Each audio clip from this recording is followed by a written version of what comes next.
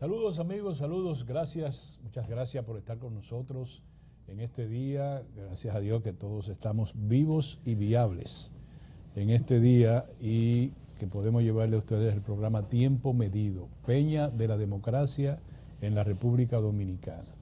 Quería yo decirles rápidamente dos temas para ver si podemos aprovechar el tiempo, dado no es que la gente sea muy congestionada, pero sí hay temas muy interesantes. El primero es la prensa de hoy y nuestro apreciado colega tiene el periódico Hoy. El Diario Libre trajo su editorial ADM, ¿qué se llama? Sí. Aníbal de Castro. Aníbal de Castro trae un tema sobre la corrupción y los programas de televisión y todo el mundo está mencionando eso. A mí me parece que hay que tomarlo, sí, Abinader, hay que tomarlo en consideración, el tema, como lo está tratando la prensa, por dos razones importantes. Lo primero es que hay un brote. Eso es como si a ti te da le dicen picazón, le dicen ahora otra cosa, del polvo del Sahara, sí, que te da una raquiña, pero bueno, eso es, ¿cómo es? Te da una erupción en la epidermis. Producto de una circunstancia. La enfermedad se llama, mi hija a veces le da que es una alergia.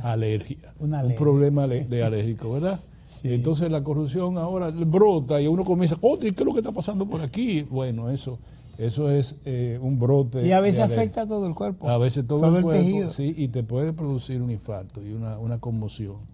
Entonces, esta corrupción, bueno, lo encontramos de repente, que por allí, que por aquí. La corrupción va por muchas partes. Nosotros nada más la veíamos por los grandes. Ministro tal que agarraron al fulano de tal. Ahora resulta que hay distintos mecanismos. Quiere decir, lo que dice Aníbal de Castro, apreciado amigo tuyo y mío, lo dice con mucha claridad. El tema, sí, él se va a echar para atrás ahora. El tema de la corrupción es que ha creado, la gente no le tiene miedo no tiene miedo, ni tiene vergüenza para nada. Y eso es peligroso por esto, Abinader, con el tema de la corrupción.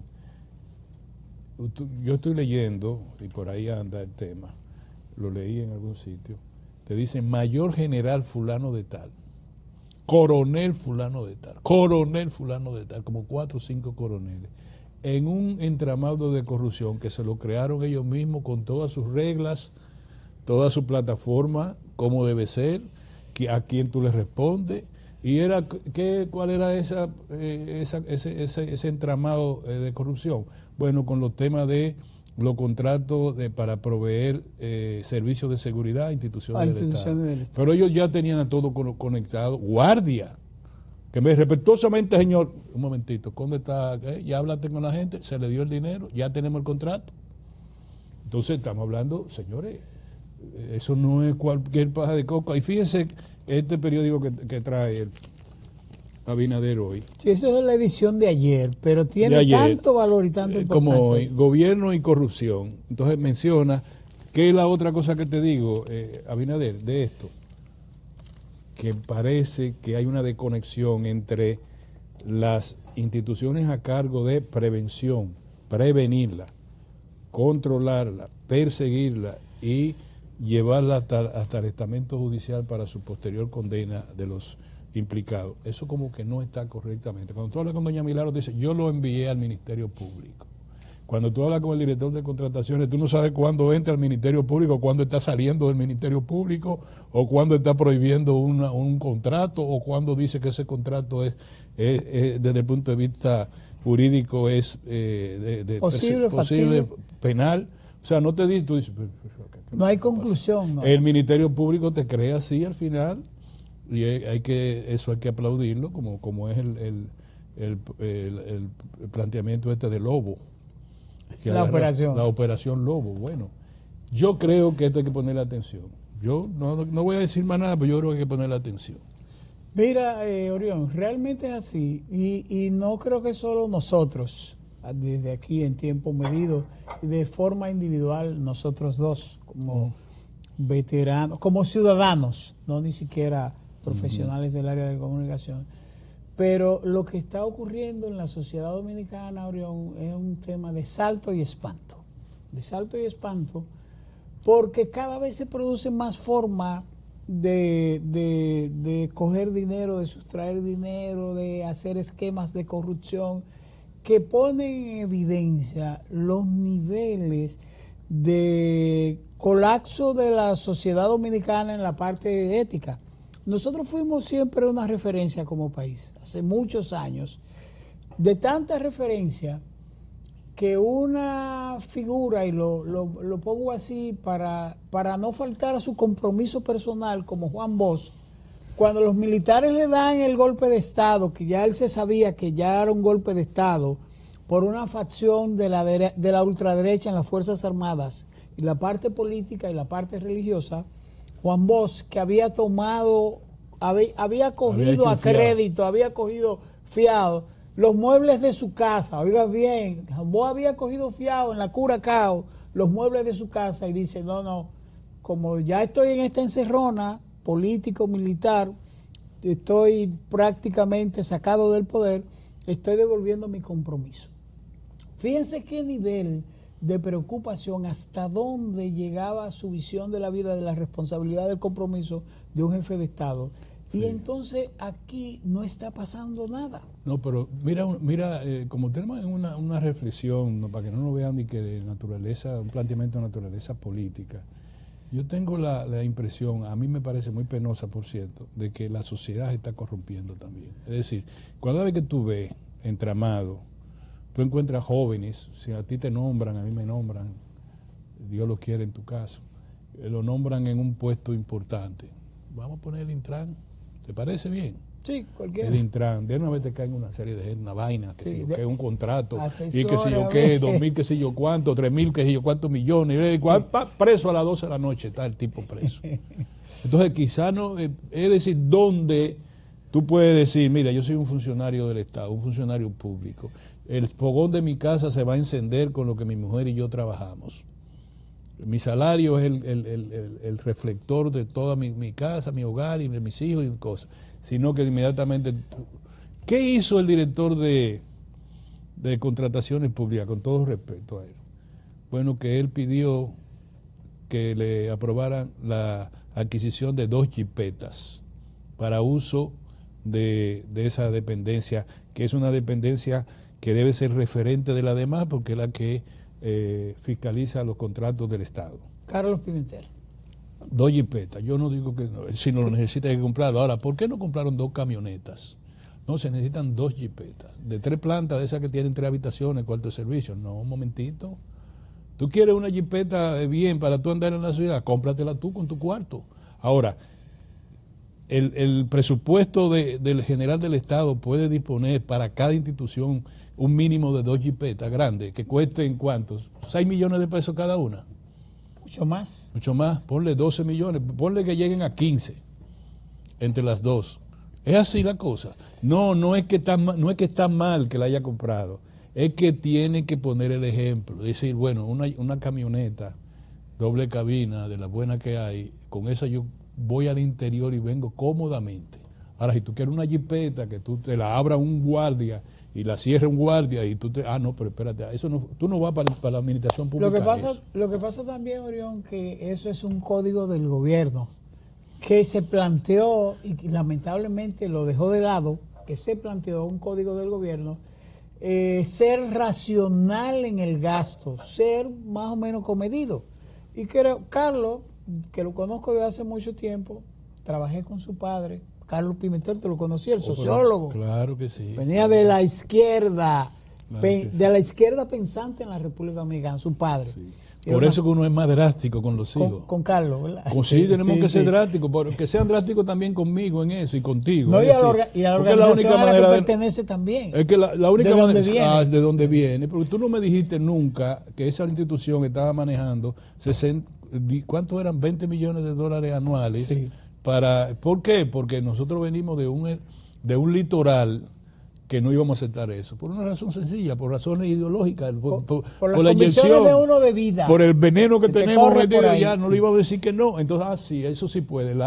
la misma institución que quebró al sector agropecuario en un momento determinado con la PL 480, ¿te acuerdas? Sí, claro. Que claro. te daban a 20 años los Todo créditos de todo, todas esas grasas y venía toda esa cosas. cosa aquí y se quebró el sector agropecuario. Esa misma institución dijo, mira, le vamos a dar 20 millones anuales a ustedes a participación ciudadana, 10 millones o 20, yo no me acuerdo, para que ustedes perfilen un tipo de democracia que nos beneficie a nosotros y a un planteamiento geopolítico determinado. No era otra cosa. Y además que se le agregaba eso a una parte de los funcionarios o del funcionariado de que eran personas leales, sobre la base de premiar su lealtad y su forma de monitorear. Pero realmente, Orión, el tema en la República Dominicana es muy serio. Mira, yo escuché hoy una entrevista de un viejo amigo tuyo, el doctor, él es procurador general por Santiago, que fue senador, ministro de Medio Ambiente, Domínguez Brito, Francisco Domínguez Brito. Y Domínguez Brito estaba diciendo, señores, y lo estaba diciendo como un ciudadano, y por eso lo presento, sobre todo porque ocupó funciones tan importantes como la de Procurador General de la República, además había sido miembro del Senado, o sea, sabe del tema de leyes y sabe de lo que está pasando en la sociedad. Y él decía, señores, nosotros no tenemos que dar un salto en el país para que hayan consecuencias de las cosas que se hacen, pero además que haya una preocupación por dar un salto en la República Dominicana, por mejorar el ejercicio de la aplicación de la ley en la República Dominicana, la burocracia y la responsabilidad de las autoridades de la justicia en la República Dominicana, sí, con la finalidad de que nosotros podamos tener una mejor calidad de instituciones que, con respecto a lo que ha estado ocurriendo en el mundo, nosotros tengamos mínimamente una actualización, Orión, porque estamos hablando de que se ha aprobado un código de trabajo y se ha aprobado un código civil, un código penal, un código, pero con 25 años de atraso, con los congresos dominados y todo. ¿Y cuál es la necesidad que tiene el país? ¿De mejorar o de atrasarse? Sí. Bueno, a reserva, como te digo siempre, de volver sobre ese tema, lo que uno finalmente puede decir es que el temor no es que haya un gobierno corrupto, el temor es que la sociedad se está corrompiendo global. O sea, a un joven no tiene referencia en este momento de decir, ya no está Juan Bosch, ya Balaguer no está para decir, yo vivo con 3,000 pesos. Sí. Eso es lo que yo vivo, sí, yo vengo a trabajar. ¿Qué es lo que quieren? ¿Qué es lo que quieren? Eso, ni Juan Bosch, que esa expresión que yo uso mucho, que dice, con un dinero mal habido no se enciende el fogón de mi casa. El fogón de mi casa se enciende con lo que mi mujer y yo trabajamos. Eso fue a propósito de que recibió, el partido lo obligó a recibir todos los salarios atrasados de su condición de pensión como el presidente de la República. Con un centavo de eso no se enciende el fogón de mi casa, dijo él. Y lo mantuvo. Y lo mantuvo. Entonces, y yo que fui mandadero nada más, el que le hacía los mandados un tiempo, metí un sobre, eso después, mucho tiempo después, y decía, llévele eso a fulano de tal, en la calle número tal del ensanche para allá. Ahí va yo, ahí le mandó. Ahí había 15 pesos, 25 pesos, 30 pesos. De ese tiempo, te estoy hablando de los 70. Y fíjate que lo que tú estás diciendo, Orión, debe ser una preocupación para toda la sociedad, porque lo que tú estás diciendo es que todo el tejido social de la República Dominicana ha estado llegando a un nivel de contaminación tal y que no para, y si tú no lo detienes sigue. Yo te pongo este ejemplo ya para meternos a reserva de volver. Tú le dices ahora a uno de los muchachos porque el país, acuérdate que la economía dominicana ya creció de tal manera que le llaman que es una economía de clase media, la economía global, de manera que lo que es clase media baja es un sector del ensanche Luperón fuerte, un sector de Ciudad Juan Bosch fuerte, Sancho Sama, un sector del ensanche Sama fuerte. Bueno, esos muchachos, que no quiere decirle que no tengan visión de ir hacia adelante, esos muchachos cuando cumplen años, 15 años, 10 años, ¿Tú sabes dónde quieren estar? En los mejores restaurantes. Que Y los razón. padres tienen que, incluso hacen tal cosa, se reúnen entre padres. Mira, lo vamos a dejar a ellos ahí, que bailen y cosas, pero El no consumo, puede, entonces. no, en sí, el consumo no puede ser tanto, pero ellos tienen que decirle en su colegio también, clase media baja, clase media media, decirle, yo celebré mi cumpleaños en, qué sé yo, el mejor sitio. En la cuadra. Es que no es antes de que un cumpleaños en el local del club del barrio que tienen los barrios, no, pero es que no nos enseña. Y yo te voy a hacer, sí, esa mismo, yo te voy a hacer esa pregunta. ¿Es que estamos educando para eso o no educando para eso? Entonces, yo quiero un vehículo de alta gama. Yo, mi nieto, Gabriel Alejandro, le gustan los vehículos de alta gama. O sea, cuando le digo, mire ese vehículo. Y yo le digo, ¿cuándo tú vas a tener para comprar uno de esos? No, yo no te digo eso, te digo que es bonito. Es decir, ya se dañó todo. Una referencia. Una referencia, ya no es una bicicleta del año, no, es un vehículo alta gama que quieren. Entonces, yo expreso mi preocupación, aquí hay problemas, aquí la gente quiere andar en una jipeta de 4 plantas sin tener condiciones para conseguir... Romperte la cara. Entonces, desde que llegan a un gobierno, bueno, yo lo quiero decir una y 100 veces más, nombraron a un director de un hospital de referencia importante, un hospital de referencia, un hospital de que, ¿cómo que le llaman? De tercer nivel. Sí, de tercer nivel. Un hospital del caramba, ¿verdad? Sí. De lo que uno se enorgullece en una ciudad, qué sé yo, qué cosa. Cuando él llegó, lo presentaron. ¿Ustedes saben lo que fue a buscar primero? La cafetería del hospital. Donde estaba el negocio. Porque le dijeron que esa cafetería dejaba 2 millones de pesos mensuales. ¿A quién se la dio? A un hermano. Y ahí partían Dejó el hospital sin un cheli, sin nada. Y ahí partían beneficios. No sé, ya tú entiendes. ¿Por qué tú no vas a ver el donde operan a la gente, a ver si los equipos también? ¿Por qué tú no dices, no, para cafetería? Creo que a ti te nombraron para estar vendiendo galletitas y jugo de lechosa. No, fíjate. Sobre todo si es una como el Moscoso Puello, por ejemplo, o una como la del Morgan, o el Padre Villini. No voy a decir cuál, pero... digo yo, soy yo que lo estoy diciendo. Sí, profesor, soy yo que lo estoy diciendo. Pero que no sepa, ¿verdad? Bueno, queda eso ahí. Ahora traemos nosotros, lógicamente también nos llama mucho la atención, la designación de nuestro apreciado amigo Magín Díaz como ministro. Yo le llamo el lo van a inmediatamente, fíjate que cómo son las coincidencias, está convertido en un superministro, porque el mismo día que el presidente lo nombra como ministro de Hacienda, la Cámara de Diputados convirtió en ley el proyecto de fusión del Ministerio de Economía, Planificación y Desarrollo con el Ministerio de Hacienda. Parece que estaba programado. Sí, pero una coincidencia de esa que uno dice, es coincidentemente coincidencial.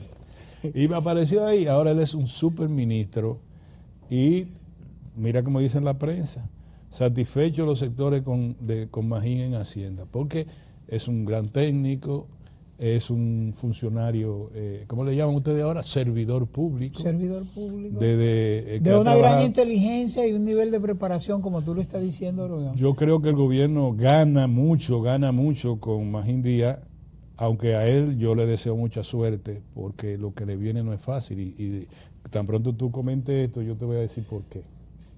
Sí, porque y además a veces me toca ver otras lecturas de las designaciones. Lo primero quizás podría saber si fue que hubo un consenso de la partidocracia, de alguna manera, o si fue que el presidente Luis lo sedujo un poquito, ¿verdad? Porque era un hombre de Danilo. Un hombre de Estado, vamos a decir un hombre de Estado. No fue propiamente así decir de Danilo, ni de Leonel, ni de nadie. Yo creo que él fue un técnico leal. Sí. Cuando tú eres leal, la gente valora eso en donde quiera que tú estés. Te voy a decir una cosa, uno de los funcionarios más emblemáticos del sector de la economía, cuando el presidente lo llamó para ratificarlo en el puesto, él le dijo, hable con el presidente Medina primero. A ver qué opina. Y entonces lo llamaron y le dijo, sí, no hay problema. Entonces él llamó, dice el presidente que no hay problema, pues yo lo acepto. Eso es lealtad también y responsabilidad. Pero mira, es interesante también porque la designación de Magín llega también 2 días después del análisis de Andy. Fíjate, o sea, son elementos coincidentes. Andy Daguare sobre el tema de los subsidios. Y Magín tenía una postura, incluso sobre la reforma. Magín Díaz, Jaime Arístide Escuder, Y Andy Aguirre parte también, además de Andy, el profesor de economía que fue ministro sí. de planificación, de economía con Danilo. Sí. Se me chispotea el nombre de él. Yo me acuerdo, lo buscaremos. Lo voy a decir, profesor de INTE de muchos años.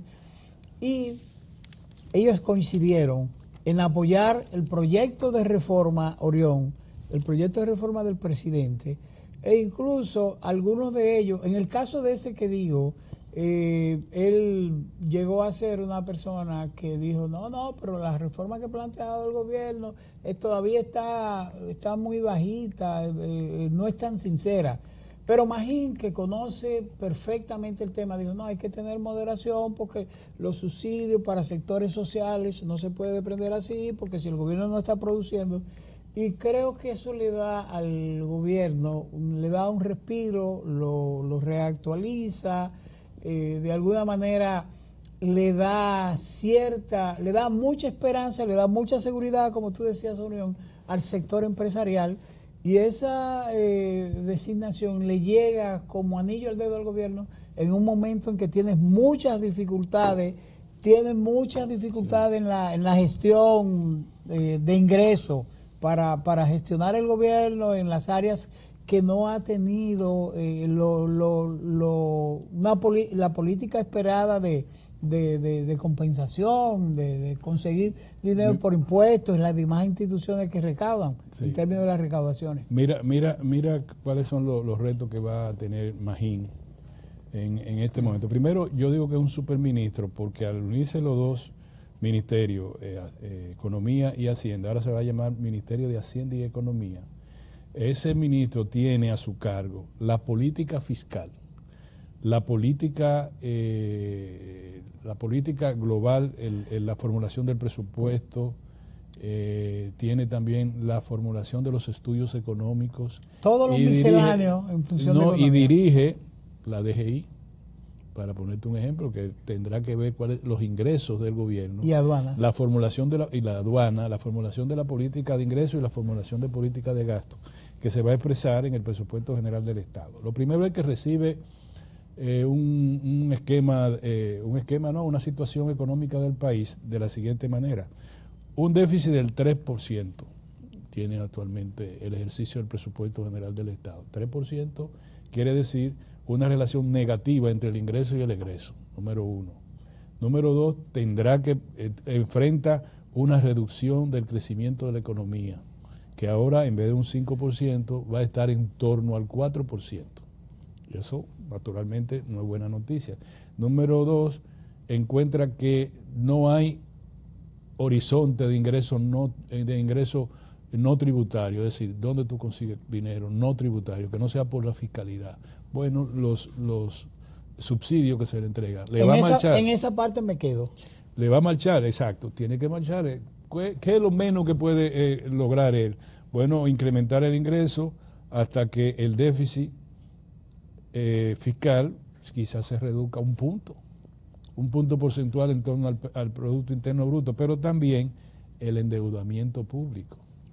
Que él ha tenido mucha claridad sobre eso. El endeudamiento público, que él ha señalado el peligro que eso significa, tiene como consecuencia, se refleja en el presupuesto general del Estado, en el servicio de la deuda. Es decir, casi más de un 30% de todo lo que ingresa al país en un año fiscal se paga en intereses y en adelanto de capital, que va a ser más este año. Y él le toca diseñar el presupuesto del año que viene. ¿Qué tú crees que va a pasar? Y segundo, y por último, otro aspecto que para él es un desafío, lo que los economistas llaman el difícil entorno internacional, matizado por la incertidumbre económica, incertidumbre comercial y encarecimiento de los precios de materias primas básicas, petróleo, trigo, fertilizante, etcétera. En ese entorno de incertidumbre que también se revela encarecimiento de la deuda, porque en la medida en que se enrarece el mundo, baja el precio del dólar, los inversionistas están buscando refugios más sanos. Entonces tú tienes que dar para tú colocar bonos soberanos de la República Dominicana en los mercados financieros internacionales, tú tienes que ofrecer una tasa de interés más competitiva. ¿Por qué? Porque los inversores, todos los inversores, tanto institucionales como individuales, se van al tesoro americano, donde es lo más seguro que puede haber en tiempos de déficit. O compran oro, o compran bonos del tesoro americano, que debe estar un 5, un 6%. Para tú competir con el tesoro americano, con esta volatilidad que tienen los papeles financieros a nivel mundial, tú tienes que ponerlo 8, 9, qué sé yo. Tú tienes que ponerle por lo menos 2 puntos más de lo que ofrece el tesoro americano, que es lo más seguro. Se acaba el mundo si el tesoro americano no responde en esos temas. Y más con esos temas de tensiones económicas con China y con un anuncio de sectores de economistas, expertos norteamericanos, de que la inflación en Estados Unidos un poquitito ha empezado a dar malas noticias en los mercados internacionales, pero fundamentalmente en la economía norteamericana, por todos los desvaríos del presidente Donald Trump. Pero en el caso nuestro, en el caso local de la designación de Magín en Orión, también me llevo de decir que al gobierno le conviene muchísimo por todo eso que tú acabas de señalar. También le da seguridad a los sectores económicos de la República Dominicana, pero fundamentalmente ahí tenemos una reforma tributaria o fiscal, como de la forma que se llame, para ver el entorno, aplazada, una reforma aplazada que Magín siempre planteó. Llámale reforma fallida, porque eso no puede volver. No, fue fallida desde el punto de vista del knockout que dio el que se va, el Jochi Vicente, que a él se le atribuyó eso lo decía Andy, es una reforma de él. Entonces, yo digo por ese lado, pero yo digo fue aplazada porque sectores políticos y sectores económicos del país han estado diciendo que el gobierno de manera tipo serpiente ha ido poco a poco tratando de ir metiendo la reforma en algunos sectores, en algunas cosas, cobrando más o cobrando menos, poquito. Sí, Magín podría marcharle, hacerlo decentemente, darte un abracito y decirte, oye, Orión, hay que pagar un poquito más. Digamos que Magín Díaz tiene calidad profesional, vámonos a un cambio, calidad profesional, calidad técnica, ¿verdad? Y calidad de su propio historial. Una persona moderada, muy moderada. Administración pública. Yo creo que el camino que tiene Magín Díaz es el de una reforma, como él ha hablado, una reforma más progresiva, no regresiva, yo sé, una reforma que la gente lo pueda entender, porque definitivamente la reforma que es un mandato de la ¿cómo se llama? Del Consejo Económico y Social. Sí, de la Estrategia. Y la Estrategia Nacional de Desarrollo. Es un mandato. Vamos a parar ahí, pero el otro que debió renunciar cuando le rechazaron esa reforma, renunció mucho tiempo después ante el pelotón de fusilamiento. Nos vemos, vámonos a un cambio y vamos a retornar casi de inmediato.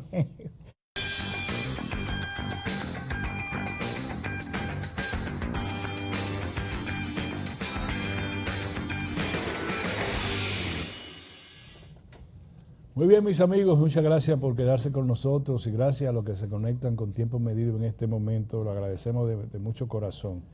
Miren, nosotros debemos expresar nuestra condolencia por el fallecimiento de Fello Suberví, Rafael Fello Suberví Bonilla.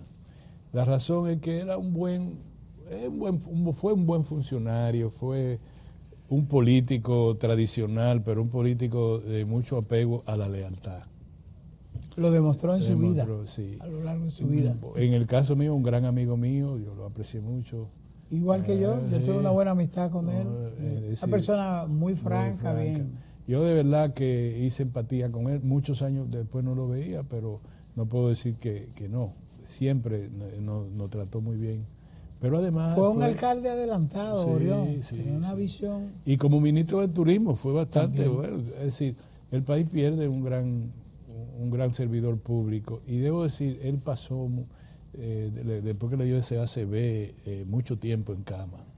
Le daba seguimiento porque su enfermera era amiga nuestra, de la familia, y le preguntábamos cómo seguía y nada, estaba en una situación ya de deterioro. Falleció. Mañana lo van a sepultar. El presidente Luis Abinader decretó el día de hoy de duelo oficial, Sí. como debe ser. Yo no sé si lo van a llevar el féretro por el ayuntamiento, por otros sitios. Sí, es parte del programa de llevarlo hoy, salía hoy temprano al ayuntamiento, pasarlo incluso también por el Congreso, Sí, donde había sido un destacado senador y diputado también. Y además hay que decir, Orión, que fue uno de los políticos que, preservando sus posiciones liberales siempre, tenía conexiones con toda la comunidad política, a tal punto que, siendo de un partido distinto, Balaguer lo nombra secretario de Turismo, y tuvo dos gestiones municipales icónicas. Fue Fello quien inició todo el proceso de adoquinamiento, de reordenamiento del tránsito en la zona colonial, hizo las plazas de mercado en la zona, inició una parte de los elevados que su gobierno en ese momento no pudieron apoyarlo, pero era un hombre de una dimensión también, y de una dimensión humana, personal, en el trato con la persona. Yo nunca oí a Fello pelearse con nadie, salvo que no fueran sus posiciones políticas, pero era una persona de un trato exquisito. Con los periodistas siempre fue muy amable, daba siempre de buen humor, nos respondía siempre las preguntas y respetaba a los periodistas. Sí, siempre por eso la gente lo estimaba tanto, lo quería tanto. Él era una persona. Ven acá, mira esto, camarada. Yo estoy leyendo aquí, déjame ver si fue en el Listín Diario que lo leí. Hipólito Mejía emplaza al director de Bienes Nacionales a precisar la mafia que dice él de tierra que había en el gobierno de Hipólito Mejía. Sí, el director de Adobe se ha metido en un lío. ¿Qué ahí lío? Porque ¿Quién es Burgos? Burgos Gómez. Ramón Burgos Gómez. Ramón Burgos Gómez. Miren, señor director, reclamo que usted establezca de manera clara, precisa y contundente, por los mismos medios que expresó sus arriesgados comentarios frente a la opinión pública nacional, el alcance de sus declaraciones, especialmente en lo que se refiere a mi persona, a mi familia y al periodo gubernamental que me tocó vivir. Ay, papá. Bueno, compadre, yo no sé, tú sabes que te está esperando el tipo ahí afuera, ¿tú vas a salir? No, mira, a ver, él está ahí esperando, dice que tengo que... En defensa del honor, dice Hipólito Mejía, en defensa del honor y la transparencia me veo en la obligación de responder públicamente a las declaraciones del director general de Bienes Nacionales que afectan directamente la integridad de mi gestión como presidente de la República. Bueno. Esa postura está correcta, Orión, muy correcta, aún sea dentro de su propio partido, que es el primero donde uno debe buscar algún nivel de respeto y de comprensión de las cosas, y también de responsabilidad. El que otros gobernantes no salgan a decir que no es así, Hipólito ha salido a decir así como él se maneja. Es que el señor Burgos dijo que el Estado Dominicano ha perdido más de 2 millones de tareas. De tareas, ¿verdad? Yo no dudo que se haya perdido esa cantidad de tareas. Yo no sé quién se la cogió. No que se ha perdido, que se la han robado. Se la han robado. Porque no se pierde, la tierra se queda ahí. Sí. Lo que yo sé es que mucha gente se ha apropiado de tierra de vocación agrícola, de vocación minera, de vocación turística y de vocación urbanística. Pero eso viene desde los tiempos de Trujillo. Y no se puede de ninguna manera indicarle al presidente Mejía. Digo, él no lo dijo el presidente Mejía, ahora el presidente Mejía, él está respondiendo por lo de él, por su gestión como gobierno. ¿Quién va a tener que decir? En la gestión del presidente Mejía no pasó nada. O, si dice otra cosa, tendrá que fajarse con el guapo de Gurabo. Vamos a ver qué pasa ahí. Mejía es muy celoso con sus asuntos. Y fíjate una cosa, que esa observación se la hace él precisamente porque antes que Burgos Gómez, ¿tú sabes quién estuvo ahí? César Cedeño, un hombre de Hipólito. ¿Tú me entiendes? ¿Ese no jugaba con los Astros de Houston? No, César es el es de mi San amigo. Pedro. César es tu gran amigo. César fue Cedeño, director del amigo CEA y mío, de es Bienes muy amigo mío, Nacionales. que me debe una mesa de dominó que dijo que me iba a regalar y no me regaló nada. Yo se lo digo cada vez que lo veo. Cada vez que lo ve. Bueno, César siempre dijo que él hizo una de las mejores gestiones y todo el que va a los puestos públicos también dice. César está en Puerto Rico, ¿verdad? Sí, se fue como cónsul. Estaba un poco mal de salud. Lo asignaron como cónsul y eso, y dijo que él había rescatado toda la zona de San Pedro de Macorís, que por allá había bueyes, por ahí la división Seagana, ¿te recuerdas aquella? No queda una vaca. No, ellos dicen que quedaban muchos en esa zona de Pedro Santana y San Pedro de Macorís, que habían zonas de eso, porque eso se descuidó también, o sea, ahí perdimos muchas cosas. Recuérdate que el tema del CEA Orión ha sido tan complejo y tan complicado que en San Pedro de Macorís provocó una tragedia hace como algunos 10 años, ¿lo recuerdas? Sí. Y tuvieron presos la mayoría de los directores del CEA. Bueno, a quien nombran ahí, de verdad que el señor bueno tiene a ver cómo sale de ese lío con Hipólito. Miren, yo soy abogado y realmente yo no hice tantas gestiones, o sea, no trabajé tanto porque fui funcionario público. Usted no fue público. Mucho a los tribunales. Fui funcionario público, pero sí, porque yo instalé mi oficina con un amigo mío que ahora está muy enfermo, José, que está muy enfermo. Y él era el que cobraba, porque yo no sabía cobrar. Pero nosotros estábamos, cuando era un caso muy delicado, yo le decía a José, cárgate tú de eso. Entonces, una vez habían esos 50, que era mucho en ese tiempo. Yo tenía mi oficina en el Malecón. Y que la última vez como 10,000, 15,000, 20,000 por ahí, hasta que...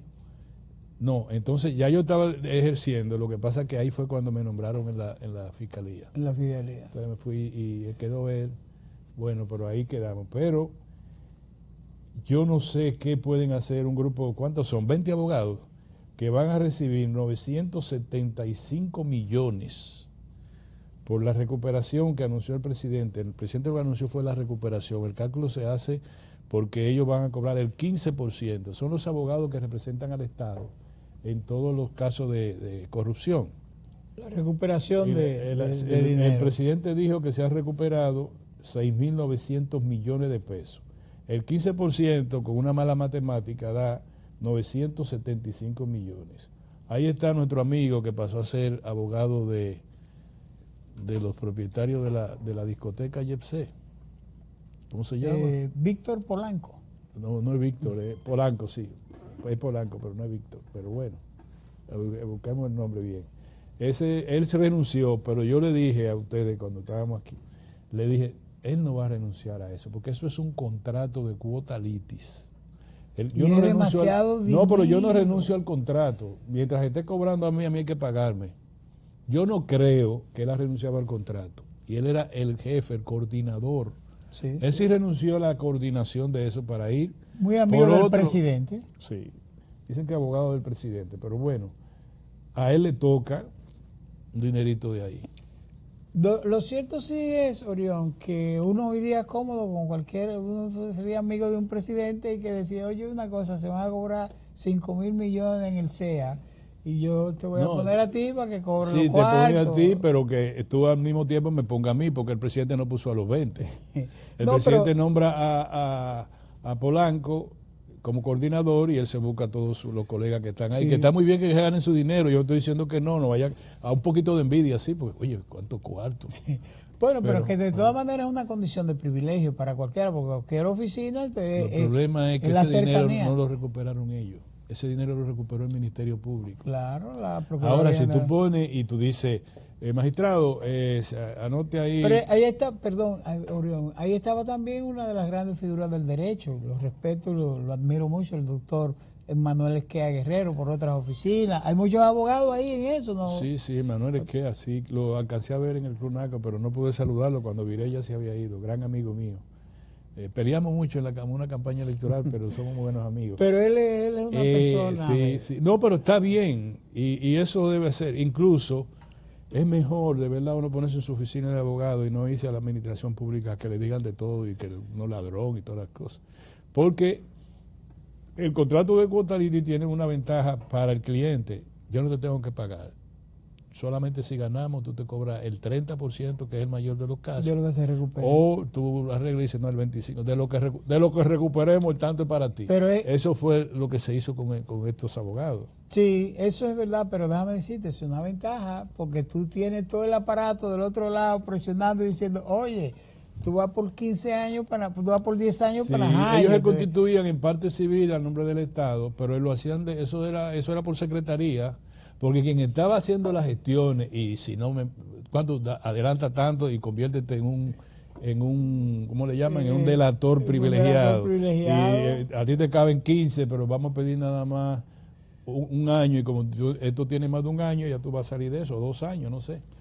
Y entonces el otro, y los cuartos, entonces los cuartos van al Tesoro Nacional, pero tienen sus recibos los abogados de lo que hicieron. Entonces, de parte de nosotros, distribuida como una cooperativa. Igual, equitativamente, beneficios iguales. Todo lo que nosotros decimos ahora en este momento sobre ese tema es por envidia, porque la verdad que uno se siente envidioso de que un grupo de abogados le den 975 millones. En mi poco conocimiento del derecho, Orión, a pesar de que he tenido la oportunidad de estar muy cercano a muchos abogados eminentes de la República Dominicana, yo no pensaba que eso se manejaba de esa forma, sino que era el Estado a través de sus instituciones, Procuraduría General de la República, Ministerio Público, sus distintas instancias, que decía, oye papá, te robaste 5.000 millones, es todo que viene para acá. No, tiene que ser una sentencia definitiva.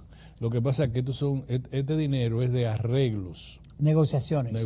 Tú devuelves, fulano de tal devolvió 1.000 millones, Perencejo de tal devolvió tanto. Y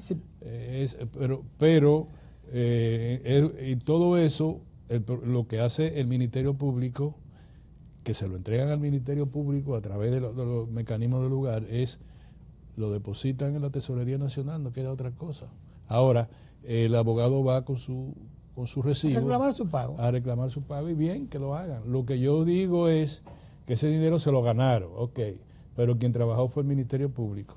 Sí, por eso que digo que va en coche, cualquiera va en coche. Y es ahí la envidia. Van en una Cádila. No, pero imagínate. Bueno, hay abogados que ganan mucho, pero verdad, hay abogados, los abogados que más dinero ganan son los civilistas, pero es decir, los que tratan temas civiles, herencia, divorcio, esas cosas, empresas. Lo único que tienen que tener paciencia como la dejó para esperar. Sí. Son oficinas que de verdad trabajan y uno, nada, envidia, pero está bien que lo disfruten, ¿no? Yo lo voy a repetir para que ustedes vean, de 6.500 millones que ha recuperado, a mi modo de ver, el Ministerio Público, estos distinguidos colegas van a obtener 975 millones. Wow. ¿Ya? En 10 generaciones no se le acaba. Mira un caso que a mí lo anoté aquí para presentártelo como muy penoso y ver cómo la sociedad, de repente, la desgracia está en tu casa. La supervisora musical de la producción de televisión muy famosa, American Eagle. Sí, American Eagle, sí. Esa. Que ella se llamaba Robin Cage y su esposo, Thomas De Luca. Ambos tenían 70 años de edad. Un muchacho de 22 años. La asesinó en su casa. En su casa, pero un balazo a cada uno en la cabeza y mató al perro también. Uf. Entonces llega la policía, llega todo el mundo y dicen, bueno, las cámaras señalan que fue ese muchacho de 22 años. Que no tenía, y ya está detenido. Que no había intervenido en ningún acto delictuoso en ese vecindario. Y llegó a esa casa a matar a esas dos personas. Con un balazo en la cabeza y a matar el perro también. Óyeme, es bueno que ustedes lo sepan como una de las desgracias que ocurren en el día, como también, que es muy penoso, también, para que lo sepan, Nueva York, como dicen la gente, se inunda también. Ayer, ¿y de qué forma? Ayer se produjo, yo llamo la atención aquí, que los aguaceros se están dando repentinamente, señor. Ya nosotros lo sufrimos una primera vez, 6, 7 muertos. Hoy lo plantearon a nivel de medios en Estados Unidos, casi para todo el noroeste de Estados Unidos, el suroeste de Estados Unidos, Nueva York y New Jersey, que ha sido un asunto increíble. Sí, pero muy fuerte. Es decir, aquí ya nosotros le hemos pedido a los ayuntamientos del Gran Santo Domingo. Yo le tengo mucho, entiendo que hay mucho riesgo en Santo Domingo Oeste. Es la zona más accidentada. Sí, pero también la improvisación, más descuidada. La improvisación del alcalde, de que yo no sé, yo no voy, que yo no tengo cuarto, que a mí qué sé yo cuánto. Ay, eso sí me asusta. ¿Tú sabes cuál es? Lo que está después del patio de la Junta Central Electoral para allá. No, esa zona, el café de El Herrera, café, mira. acá, la zona de Guajimía, de esa, porque la situación geográfica ahí es muy accidentada, Orión. Toda esa zona es cañada y la gente ha podido establecer vivienda en donde no debe establecer. Aquí no hay temporada de lluvia o de sequía prevista. Todo ocurre de un momento a otro. En mi casa escuchamos todos los días a los informes de meteorología, porque hoy está un calorazo y me dice, hay una vaguada, mañana va a haber fuerza, ¿qué? Tan amarillo, qué sé yo cuántas provincias, verde, qué sé yo cuánto, y tú dices, pero ¿cuándo fue? ¿Ya? ¿A llover mañana? De repente. Duro. Entonces vamos a resolver el tema de los invernales, ¿qué se llama? Sí. Y vamos a resolver el tema de las cañadas. Comiencen desde ahora. No, dado que el miércoles va a llover fuerte, desde el martes se declaró el ayuntamiento estado de emergencia, aquello cual. Señor, en 24 horas usted no puede resolver eso. Que nosotros debemos recordar que tenemos como referencia hace 4 años, ¿verdad? Aquella histórica lluvia de la noche que inundó todo el Gran Santo Domingo, la 27 de febrero, provocó 7 víctimas ahí solo en el paseo de la 27 con Gómez. Y entonces, eso que tú no, dices, y más allá, donde hay una cañada por el lado también de entre Santo Domingo Norte, eso sería, sí, y Santo Domingo Oeste. Sí, ahí. Villamella, la zona. A esa zona ahí hubo varios muertos. Entonces, eso que tú estás diciendo es importantísimo, porque aquí los ayuntamientos mandan a los medios de comunicación que ellos van a hacer una jornada de limpieza, cuando ellos saben que eso es su responsabilidad, que usted no tiene que anunciarla, que todos los días es un compromiso y que realmente la gente nosotros debemos hacer una cultura de la planificación y de la responsabilidad desde el punto de vista de lo que son nuestro trabajo, de lo que es nuestra función. No esperemos decirle a la gente, no, que estamos limpiando, que es como nuevo, que estamos recogiendo la Lincoln, no. Que estamos... Pero ven acá, ¿y qué sé? Mira, finalmente, no dejemos al cierre del programa, una cosa que ocurre en muchos de nosotros, lo único que en otros sitios lo obligan a renunciar. La ministra de Trabajo de Cuba, ella se llama Marta Elena Feitó. Dijo que en Cuba no había mendigos, que ellos estaban disfrazados de mendigos, que incluso algunos de ellos violaban las leyes de trabajo porque lo que estaban era extrayendo materia prima de los basureros, trabajando como independientes sin estar declarados como trabajadores independientes. Y que los mendigos en Cuba no son tales, sino que se disfrazan. Si usted le ve la ropa, están disfrazados. Bueno, el presidente de Cuba, Miguel Díaz-Canel, le llamó la atención, obviamente, y ya renunció, porque creó una indignación general en Cuba, pero un pueblo que está ahora mismo con tantas dificultades, no atribuible propiamente a sus autoridades en algunos aspectos, y venga unos ministros y le diga que el que está recogiendo es un vagabundo, que se disfraza de mendigo. Bueno, wow. Bueno, nos vamos, camarada, porque tenemos... Lo de Cuba, quiera Dios que realmente terminemos todo. Las estaciones del metro, que van a cerrar 5 estaciones. Está bien, porque es para ponerle tres vagones más grandes. 3 vagones más, me parece que le van a poner. Sí. Muy bien, pero por favor organicen eso, que no se vuelva un desastre. En 5 días son. Que empezó hoy el drama. El drama hoy. Sí. Mucha zona educación, norte, Villamella. Muchos trabajadores sociales diciéndole a la gente, mira, la fila es por aquí, para la guagua de la onza. ¿Pero y qué? Que tenemos que tener un maldito lío para todas las cosas.